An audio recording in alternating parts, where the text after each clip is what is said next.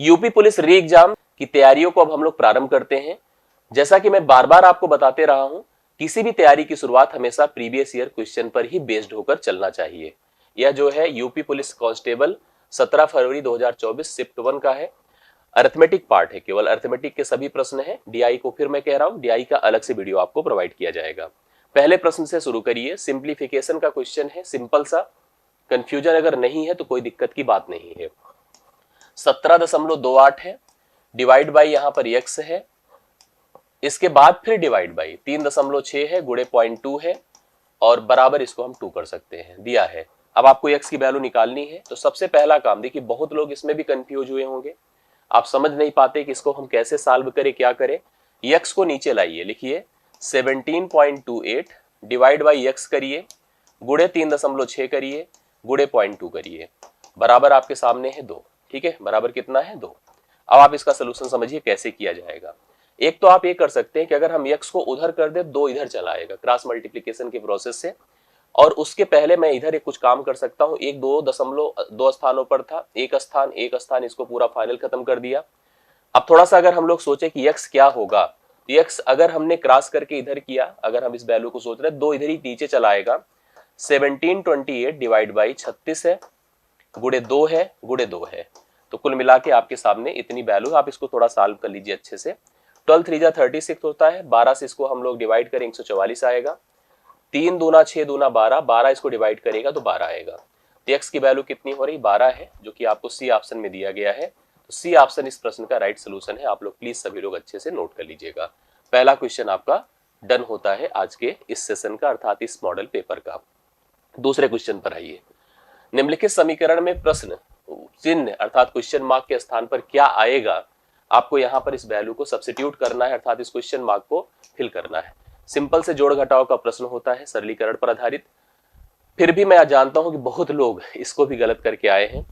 यहां पर सिंपली जोड़ना है, घटाना है, मतलब आपको अगर इस वैल्यू को पता करना है नोन की तरह, इस वैल्यू से इन दोनों को घटाना ही है, मतलब एक सिंपल सा पैटर्न है। मैं सजेशन आपको बार बार देता हूं, ऐसे में बहुत एडवांस बनने की कोशिश मत करिएगा, बहुत स्मार्ट मत बनिएगा, सिंपल रफ पे जाइए, अच्छे सोल्यूशन कर लीजिए, गलती मत करिए। पहले इनको जोड़ने के लिए दशमलव के बाद डिजिट्स को इक्वल करिए, 3 दशमलव के स्थान पर इसमें भी 3 के साथ सेट करिए। अब जोड़ लीजिए, 0 2 2 होता है, 1 और 9 10 होता है, शून्य हासिल 1, 3 1 4 1 5 होता है, 5 0 2 हो गया। इनको जोड़िए, 8 और 2 10, शून्य हासिल 1 होता है। ठीक है, 6 और 7 13 1 14 की 4 हासिल 1 होता है, 3 और 1 4 होता है, और यहाँ पर 5 है, 5440.502 है। अब यह वैल्यू उधर जाएगी और उधर जाकर इससे सीधा सीधा घट जाएगी। घटने के बाद जो टर्म आएगा वही आंसर होगा, 5440.502 ना। दोनों एडेड थे, इधर आके सब्ट्रैक्ट हो जाएंगे। घटेगा, 8 से 2 6 होता है, 1 होता है, 6 से 5 1 होता है, 8 होता है, 11 से 4 7 होता है। ऑप्शन से जा सकते हैं, देख सकते हैं। ये दोनों तो वैसे भी नहीं होते क्योंकि एंड में 6 आना था, लेकिन 116 इसमें भी था, 116 इसमें भी था, बट यहाँ पर 1 है, यहाँ पर 8 है, यहाँ पर 8 आ चुका है। बाकी इसका मतलब ए भी कैंसिल ही हो गया। अब बचा अपने पास से 8 हुआ, 11 से 4 7 हुआ, 9 से 4 5 होगा, और यहाँ पे आपके पास हो जाएगा 8 से 5 3, 3578.116। ऑप्शन नंबर ए इस प्रश्न का राइट सोल्यूशन है। आप अच्छे से इसको देख लीजिए, क्वेश्चंस को समझ लीजिए, पैटर्न क्लियर रहे। दो संख्याएं 13 9 के अनुपात में है, उनका एचसीएफ 13 है। एलसीएम एचसीएफ मैंने बहुत डिटेल से पढ़ाया था, अच्छे से कवर कराया था।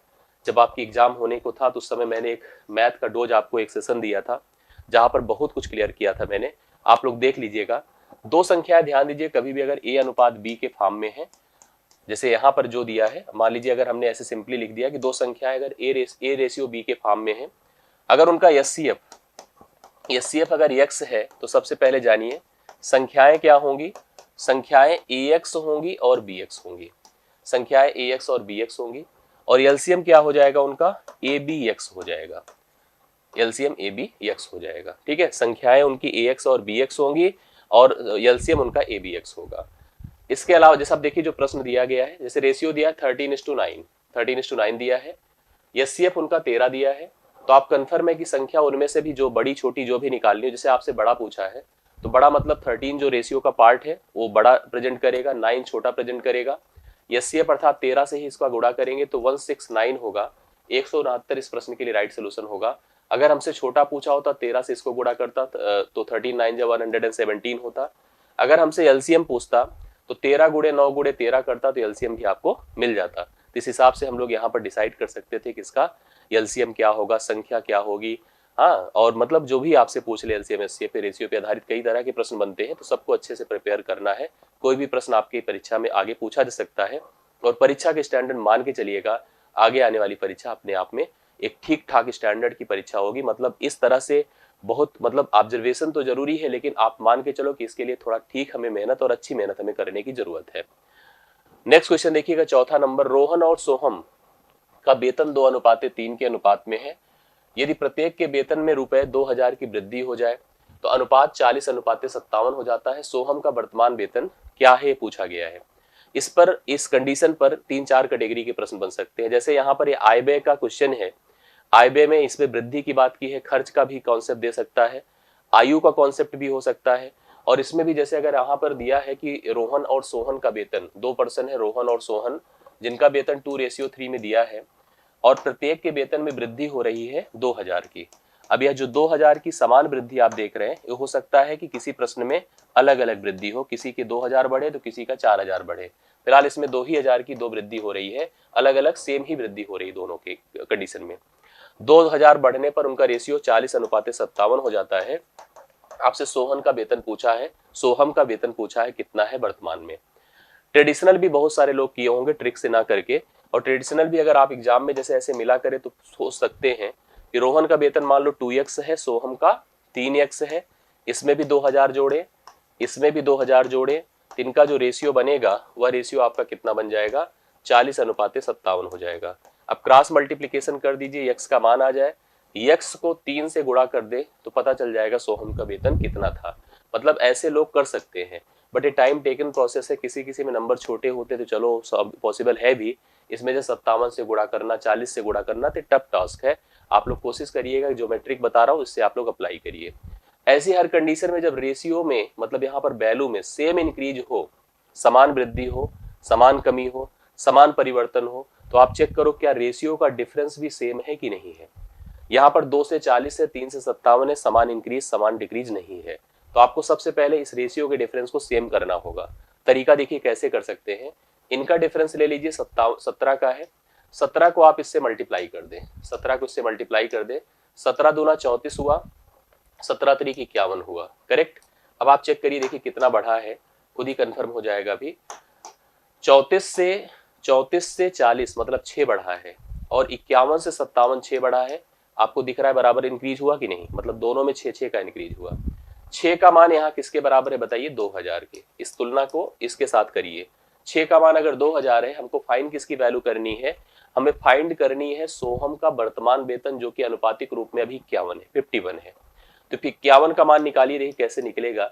2 तिया 6 होता है, 2 1000 हो जाएगा, करेक्ट है। 3 से इसको डिवाइड करिए, 3 17 3 51, 17 को 1000 से गुणा करिए, 17,000 रुपए यहाँ पर सोहम का वेतन होगा। जो ऑप्शन नंबर कहाँ पे दिया है, देखिए डी ऑप्शन में दिया है। तो D option 17,000 is the right solution. इस चौथे प्रश्न का करेक्ट हल आपके सामने है, जो आपको डी ऑप्शन में दिख रहा है। सही बातें है ना। चलिए नेक्स्ट क्वेश्चन पर आ जाइए। देखिए अच्छा सा एक क्वेश्चन ये भी था, थोड़ा सा थ्योरेटिकल प्रश्न होता है, आप ऐसे क्वेश्चन को भी देखिए। एक स्कूल में 20% छात्र 10 वर्ष से कम आयु के हैं। 20% बच्चे जो है 10 साल की से कम उम्र के हैं। 10 वर्ष से अधिक आयु के बच्चों की संख्या 10 वर्ष की आयु के बच्चों की संख्या जो कि 48 है का 2/3 है। स्कूल में छात्रों की कुल संख्या। देखो हम इसको ऐसी संख्या लेकर चल सकते हैं कि आप जैसे संख्या को n सोच कर चलो या 100% सोच कर चलो, दोनों कंडीशंस पे हो सकती है, क्योंकि परसेंट की बात यहाँ पर दिया है। तो आप चाहो तो यहाँ पर बोल लो कि यह संख्या 100% है। 100% मान ले टोटल संख्या। अगर जो 100% माना जा सकता है, भिन्न में 1 माना जा सकता है, वेरिएबल लेके चलो n या x माना जा सकता है, सबके हिसाब से प्रश्न हल हो जाएगा। 3 कैटेगरी में छात्रों की कुल संख्या को बांटा गया है। बिलो 10 मतलब 10 से कम, 10 से कम आयु, 10 से कम आयु। दूसरा 10 के बराबर या 10 से अधिक ले लीजिए। हाँ, या देखो ऐसे थोड़ा सिंबॉलिक फॉर्म में लिख देंगे तो थोड़ा समझ में आता है। 10 से कम, कम का मतलब ऐसे होता है लेस देन 10, ग्रेटर देन 10। अब देखो ये सॉरी ये लेस देन 10 लिखा ना, तो लेस देन 10 का मतलब ऐसे प्रेजेंट किया जाता है, देखिए ऐसे सिंबॉलिक फॉर्म में थोड़ा अच्छा लगेगा आपको देखने में। और ग्रेटर देन 10 देखो ऐसे लिख सकते हैं, और इक्वल टू 10 ऐसे, मतलब ये लिख देते हैं यहाँ पर, नहीं तो कंफ्यूज है आप। कम है, ये ज्यादा है, 10 से ज्यादा है, और ये 10 के बराबर है। बराबर वाला तो एकदम समझ में आ रहा होगा ना। अब प्रश्न को पढ़िए, देखिए कैसे लिखा है। प्रश्न में देखिए क्या डिमांड किया है और क्या वर्डिंग है। 20% छात्र 10 वर्ष से कम आयु के हैं। 100 का 20%, तो 100 का ये जो संख्या है ये 20% है, तो 100 का 20% क्या होता है, 20 ही होता है। इसका मतलब 20 बच्चे क्या है, 20 बच्चे 10 वर्ष से कम आयु के हैं। 10 वर्ष से अधिक आयु के छात्रों की संख्या 10 वर्ष के आयु की छात्रों की संख्या जो कि 48 है, इसकी संख्या कितनी, 48 है। 48 है का 2/3 है, का 2/3 है। तो 48 का अगर मैं 2/3 कर देता हूं, 48 का 2/3 कर दिया, 200 3 16 बार, 16 दूना 32 हो गया। इसकी संख्या देखिए कितनी हो जाएगी, 32। अब यहाँ पर 100 के आधार पर सारे परसेंटेज डिक्लेयर्ड हो चुके हैं स्कूल में। थोड़ा जो जोड़ के देखिए, और जोड़ने पे 40 30 70 80 20 100 है, तो एग्जैक्टली 100 के बराबर हो गया। इसका मतलब छात्रों की संख्या आपको सोचनी ही नहीं, 100 ही होगी। छात्रों की संख्या इस पूरी कंडीशन में जाने के बाद 100 ही है, नहीं तो हम परसेंटेज से अपने हिसाब से सोचते, कुछ और डिसाइड करते।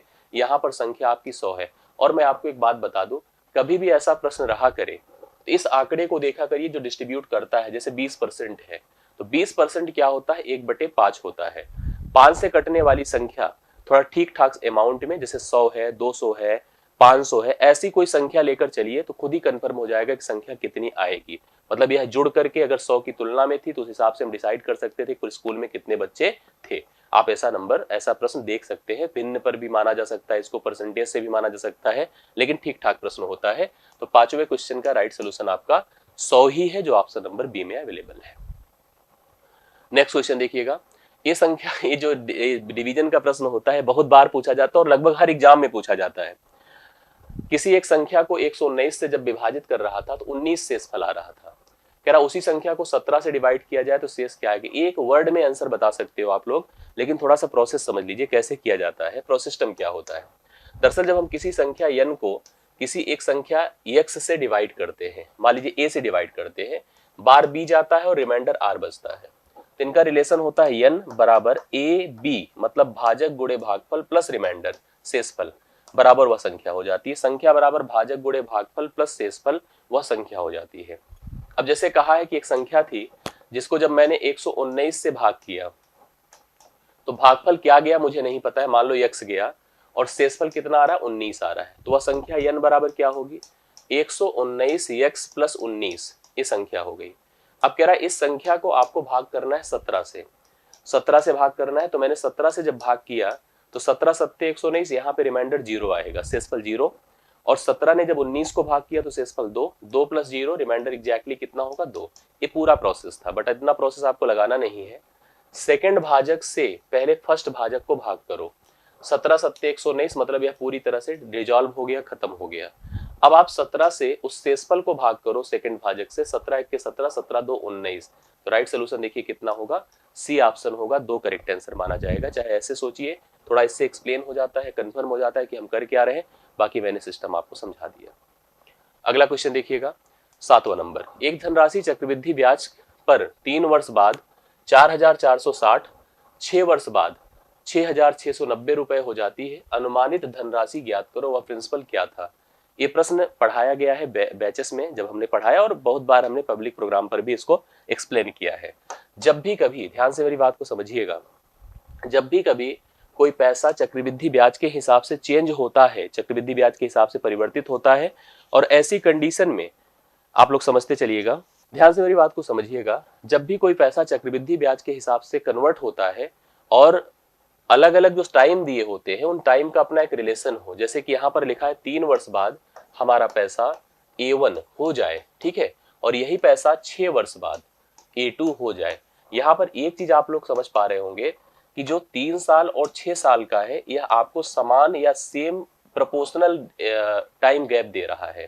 प्रोपोर्शनल टाइम गैप मतलब यहाँ पर भी देख रहे हैं 3 साल का गैप है और यहाँ भी 3 साल का गैप है।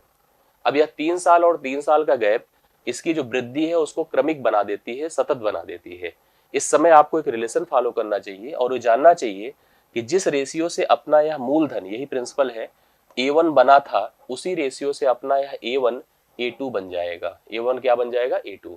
तो हम लिख सकते हैं कि A1 डिवाइड बाई P बराबर A2 डिवाइड बाई A1, आप ऐसे प्रेजेंट कर सकते हैं। ठीक है, A1 divide by P is equal to A2 divide by A1। तो आप देखिए जैसे अपना प्रश्न जो दिया था उसमें क्या क्या कहानी है कि 3 साल बाद यह पैसा अपना कितना हो गया था, 4,460 हो गया था, जबकि यही पैसा 6 साल बाद 6,690 हो गया। आपसे प्रिंसिपल पूछा था, तो जैसा मैं पैटर्न आपको बता रहा हूं उसी पैटर्न पर आप वैल्यू सब्स्टिट्यूट कर दीजिए, आंसर आ जाएगा।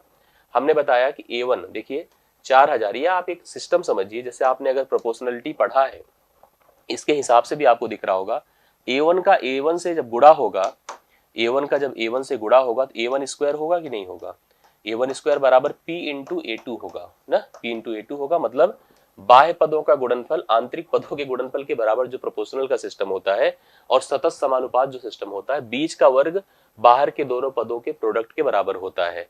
तो आप अगर P का मान निकालना चाहते हैं तो आपको बीच का वर्ग जो है उसको सेकंड पद से डिवाइड कर देना है, A2 से डिवाइड कर देना है। तो यहाँ पर अगर प्रिंसिपल निकालना है तो मैं लिखूंगा 4,460 गुणे 4,460 डिवाइड बाई 6,690। आप इसको बस केवल यहाँ पर एक स्टेप, एक चीज हमारे लिए टफ थी, वो है डिवीजन। आप थोड़ा सा अगर दिमाग लगाओगे तो चीजें सॉल्व हो जाएंगी, ऐसी कोई प्रॉब्लम आपको नहीं आएगी। 6 6 9 है, 9 6 15, 15 6 21 है। देखिए काटने की स्थिति देखिए, यहाँ पर जैसे कटने की अगर सोचा जाए तो बहुत कैंसिल होने की कंडीशंस में तो नहीं है, लेकिन हम लोग इसको अगर थोड़ा सा सिस्टमेटिकली हल कर लेंगे तो आपको क्लियर हो जाएगा, और भाग करके अगर हम डिसाइड कर लेंगे तो आपको उत्तर मिल जाएगा डी ऑप्शन, 2973.33 आएगा। इसको आपको प्रॉपर डिवाइड करना पड़ेगा, चाहे पहले डिवाइड कर ले फिर मल्टीप्लाई, या मल्टीप्लिकेशन कर ले, वर्ग कर ले, वर्ग करके फिर से हम लोग यहाँ पर डिवाइड कर दें। इस हिसाब से प्रश्न का उत्तर एग्जैक्टली आ जाएगा, और आप लोग इसका उत्तर 2973.33 लगा सकते हैं। तो डी ऑप्शन इस प्रश्न का राइट सोल्यूशन है, 7वें प्रश्न का करेक्ट हल है। ठीक है, नेक्स्ट क्वेश्चन देखिएगा। ये हमेशा इस टाइप का प्रश्न आपकी परीक्षा में बन रहा है जो डिस्ट्रीब्यूशन आधारित है। क्या है क्वेश्चन, पढ़िए। 3 साझेदार हैं, एक का नाम P, दूसरे का Q, तीसरे का R। एक व्यवसाय शुरू करते हैं, व्यापार प्रारंभ करते हैं। P की पूंजी का 2 गुना Q की पूंजी के 3 गुना के बराबर है। P संबंधित है Q से। फिर देखो Q की पूंजी R की पूंजी के 4 गुना के बराबर है, Q का संबंध R से है। एक वर्ष के अंत में 27,500 रुपए के कुल लाभ में R का हिस्सा आपको बताना है। तो यहाँ पर 3 जो व्यक्ति हैं उनको इस हिसाब से रखिए कि इनके रिलेशंस क्लियर हम कर सकें। PQR लिखा है, PQR देखो कैसे संबंधित है, P की पूंजी का 2 गुना, P की पूंजी का 2 गुना, जैसे क्लियर समझिएगा 2P, हाँ मतलब या ऐसे सोचिएगा, मैं आपको क्लियर कर रहा हूं, P की पूंजी का 2 गुना Q की पूंजी के 3 गुना के बराबर है। मतलब लिखा जा सकता है 2P बराबर 3Q ना। इसका अर्थ है कि P और Q का अगर रेशियो बनाए तो 3:2 होगा, अर्थात P का मान अगर 3 होगा तो Q का मान 2 होगा। क्लियर। दूसरी तरफ Q की पूंजी R की पूंजी के 4 गुना के बराबर है, Q बराबर 4R है, अर्थात Q डिवाइड बाई R बराबर 4:1 है। तो Q का मान अगर 4 है तो R का मान कितना है, 1 है। आपको इन तीनों के बीच का अनुपात डेवलप करना होगा, और कैसे डेवलप होगा उसको समझिए। यहाँ 2 है, यहाँ 4 है, बराबर कैसे होगा, अगर हम इसको 2 से गुणा करें तो इसको किया तो इसको भी करना होगा, मतलब इनका जो रेशियो होगा 6 4 और 1 का अनुपात होगा, 6 4 1 का। मतलब 6 हिस्सा अगर P का है तो Q का 4 हिस्सा है, R का 1 हिस्सा है। टोटल पैसे कितने हैं, 27,500। अनुपाती पदों को जोड़े, 6 4 10 1 11, 11 बराबर 27,500। तो 1 बराबर क्या होगा, 11 दूना 22, 11 पचे 55, 2500। और हमसे R का हिस्सा पूछा था, जो R ही तो 1 है, तो 1 इज इक्वल टू R है, तो R बराबर 2500, जो कि C ऑप्शन आपके सामने है। तो C ऑप्शन नोट कर लीजिएगा, 2500 करेक्ट हल है। तो 8वें प्रश्न को हम लोग यहाँ पर लॉक कर सकते हैं 2500 करेक्ट सोल्यूशन के रूप में। ठीक है, तो 8वां आपका 2500 है। 6 संख्याओं का औसत 3.75 है, ऐसे प्रश्न देखिए मिलते हैं। औसत भी खूब अच्छे से आपने पढ़ा था। देखिए 6 संख्याओं का औसत 3.75 है, उनमें से 2 का औसत 3.2, जबकि अन्य 2 का औसत 3.55 है। शेष 2 संख्याओं का औसत क्या होगा, ये आपसे पूछा गया है। इसको देखिए अच्छे से कंफर्म करिए। 2 तरीके से इसको हल कर सकते हैं, एक तो ट्रेडिशनल हल कर सकते हैं, और एक दूसरा एक ट्रिक भी होता है जो मैंने बताया है, उसका भी उपयोग आप कर सकते हैं। पहले आप समझिए, आपको यहाँ लिखना चाहिए ऐसे प्रश्नों के लिए संख्या, और यहाँ लिखना चाहिए औसत। कभी कभी क्या होता है कि हमें ट्रिक नहीं समझ में आता है, उस समय जब हम परीक्षा में होते हैं तो ट्रेडिशनल पैटर्न ही हमारे काम आता है। अब जैसे इसमें समझो 6 संख्या थी, औसत कितना था, 3.75। 6 संख्या थी, औसत 3.75 था। इस 6 में पहले 2 का औसत, जैसे आप ऐसे थोड़ा सा इसको समझेंगे तो ज्यादा क्लियर आपको आएगा। जैसे हमारे पास 1 से लेकर 6 तक की संख्या थी, 1 से लेकर 6 तक की संख्या थी, इनका जो एवरेज था वो आपका 3.75 था। अब इनमें आपने देखा कि प्रारंभ की दो का जो एवरेज है वो कितना है, 2 का औसत 3.2 है, 3.2 है। अगली 2 संख्याओं का औसत कितना है, 3.55 है। अब ये जो 2 बच रही हैं इन्हीं का औसत आपसे पूछा है, देखिए हम कैसे करते हैं। सबसे पहला, अगर आप एकदम ट्रेडिशनल कर रहे हो तो आपको 6 का इससे गुणा करना चाहिए योग के लिए, ठीक है। योग आएगा तो कितना होगा, 6 पंचे 30, 6 सते 42, 42 3 45, 5 हासिल 4, 6 त्रिक 18, 4 22, 22.50। इसका इसके साथ मल्टीप्लीकेशन करिए, 6.4 हुआ। 2 पंचे 10, 2 पंचे 10, 1 11, 2 3 6 7, 7.1 इसका जोड़ हुआ। दोनों को जोड़िए, देखिए कितना होता है, 7 6 13, 13.5 हुआ। अब 13.5 इसमें से घटा दीजिए, जैसे ही घटाएंगे तो आपका इधर तो 0 ही हो जाएगा। 22 से 13 कितना होता है, 13 आपका जो है 9, 13 9 22, 9 हो जाएगा। अब 9 का क्या कर दो, क्योंकि यह 9 जो है इन दोनों का योग है, ये 2 लोग हैं, तो 9 बटे आप 2 कर दीजिए, तो बची संख्याओं का औसत 4.5 है। 4.5 देखिए बी ऑप्शन जो आपका लिखा हुआ है यही इसका करेक्ट आंसर होगा, यही इसका औसत होगा। बट एक चीज और हम कर सकते थे, वो क्या कर सकते थे, जैसे ऐसे लिखते कि 6 का औसत कितना था, 3.75, 2 का औसत कितना था, 2 का औसत था 3.2, अगली 2 का औसत कितना था, 3.55। आप इसमें देखो एक दिमाग लगा सकते थे, इससे भी बहुत कुछ क्लियर हो जाता। जैसे आप ये चेक करो कि यह 3.75 से कितना कम है, बोलिए कम है ना, कम है तो माइनस में लिखिए, 5 और 5, 0.55 कम है कि नहीं, यस। इसकी बात किया जाए तो यह कितना, ये भी कम ही है, और कितना कम है बताएं, 0.20। तो आपने देखा कि यह मान इससे 0.55 कम है, यह मान इससे 0.20 कम है, क्योंकि ये दोनों सेम है, इक्वल है, और ये अलग अलग होते हैं तो अलग अलग मल्टीप्लीकेशन करना होता है। अभी ये दोनों अगर इक्वल है तो इन दोनों को ऐसे ऐड कर लो, नेगेटिव में वैल्यू आएगी 0.75। 0.75 अगर हम 2 से मल्टीप्लाई करते हैं तो 1.50 आएगा, 1.50 माइनस में है। अगर हम इन मिसिंग नंबर को फाइंड करना चाहते हैं, अर्थात इनके हम वैल्यूज को, दरअसल जो अभी मान आएगा इनका औसत आएगा। अभी देखिए आप 1.50 इनसे घटा दीजिए, तो इसका मान आया 2.25 घटाने पर। अब क्योंकि ये तो उनका क्या है, उन संख्याओं का जिनको हम पता करना चाहते हैं, दरअसल हमसे उन संख्याओं का औसत पूछा है, यह 1 का मान आया। आप इसको 2 से गुणा कर दो तो यह 4 पॉइंट कितना हो जाएगा, 5 हो जाएगा, जो कि ऑलरेडी हमने पता कर रखा था। इसका राइट सोल्यूशन देखिए 4.5 होगा, आप लोग एग्जैक्टली देख सकते हैं, सही उत्तर आपके सामने है, ठीक है। ऐसे कर लीजिए, वैसे कर लीजिए, दोनों सही है। जहां तक कभी कभी किसी प्रश्न में ज्यादा इफेक्टिव होगा, किसी प्रश्न में वो ज्यादा इफेक्टिव होगा, दोनों की अपनी इंपॉर्टेंस है, दोनों को अच्छे से क्लियर करिए। ये 9वां हो गया आपका, ठीक है। 10वें क्वेश्चन पर आइए।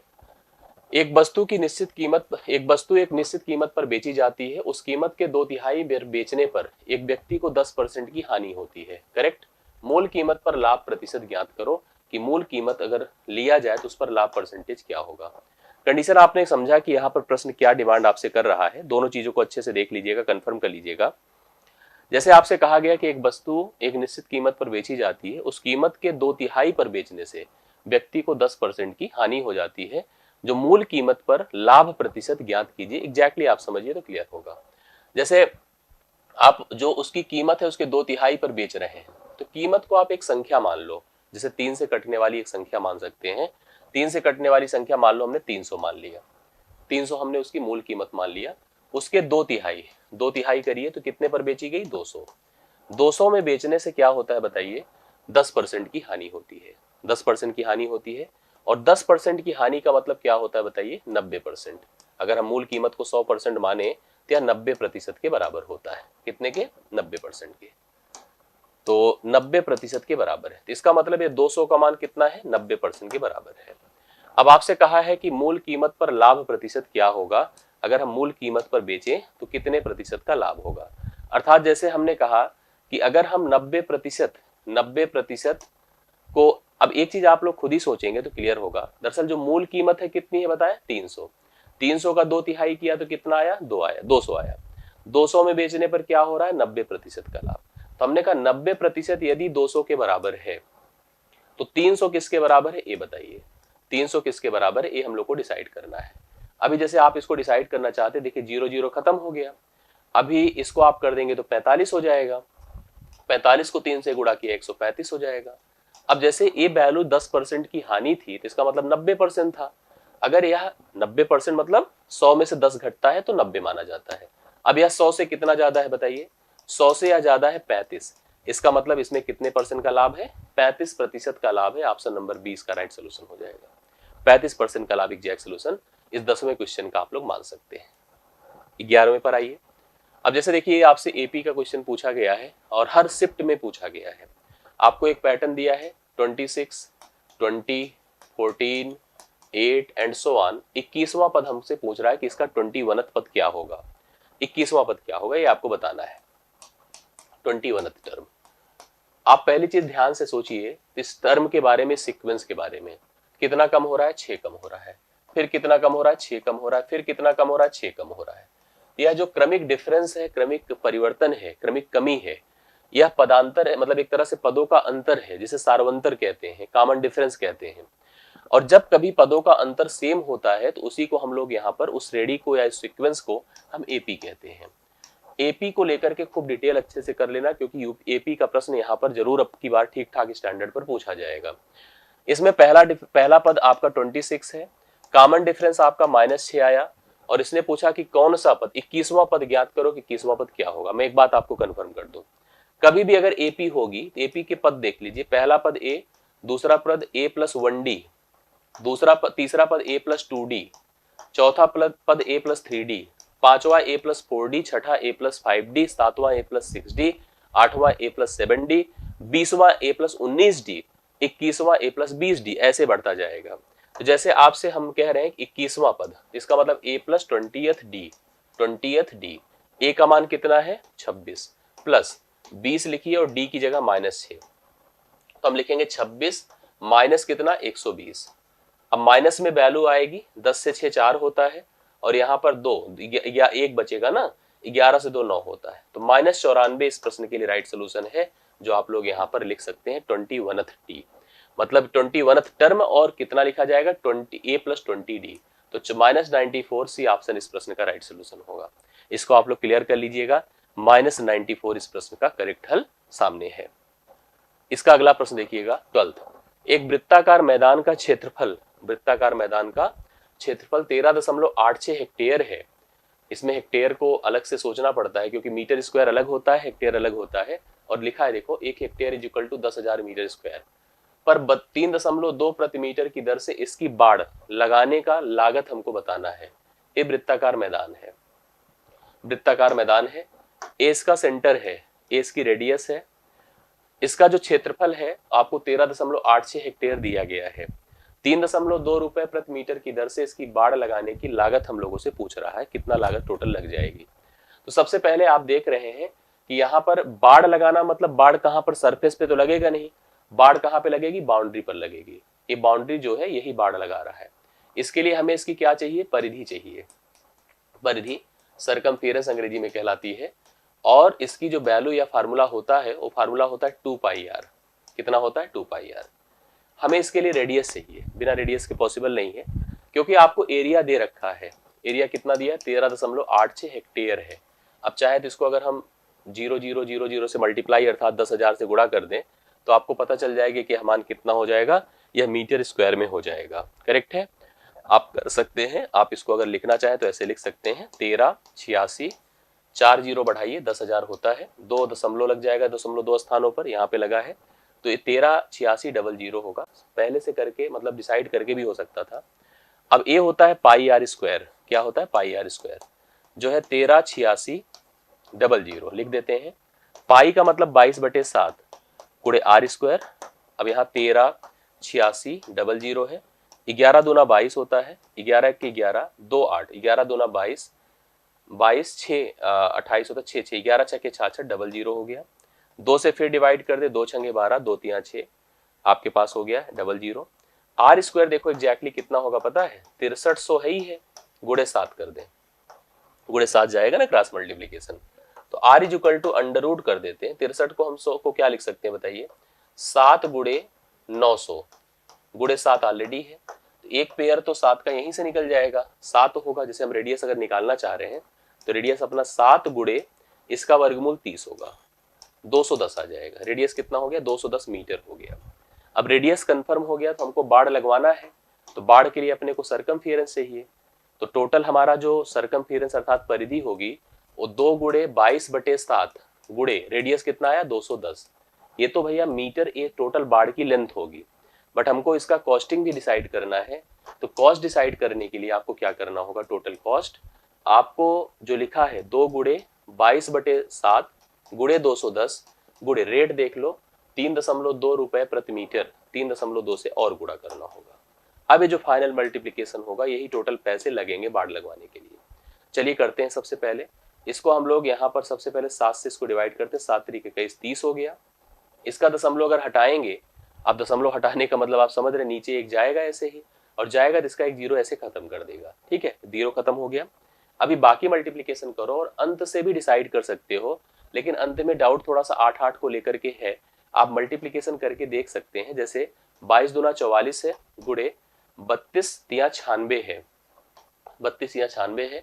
अभी 6 चौके 24 है, अंत में 4 है तो ये 4224 ही होगा।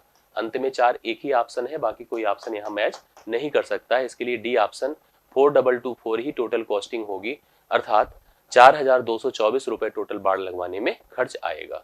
ये हो गया 12th क्वेश्चन। आई होप आपको समझ में आया होगा, ठीक है, डिसाइड करिएगा।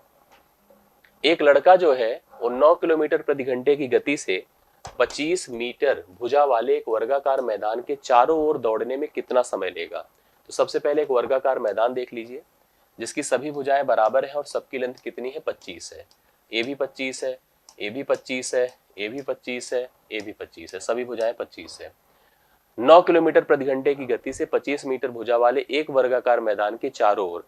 अच्छा आप ये बताइए, अगर 25 मीटर की गति वाले वर्गाकार मैदान के इस तरफ से शुरू करता है चलना, यहाँ पहुंचता है, यहाँ पहुंचता है, यहाँ पहुंच के फिर रिटर्न हो जाता है, तो उसने उसके परिमाप के बराबर लेंथ को कवर किया, पूरी बाउंड्री को कवर किया।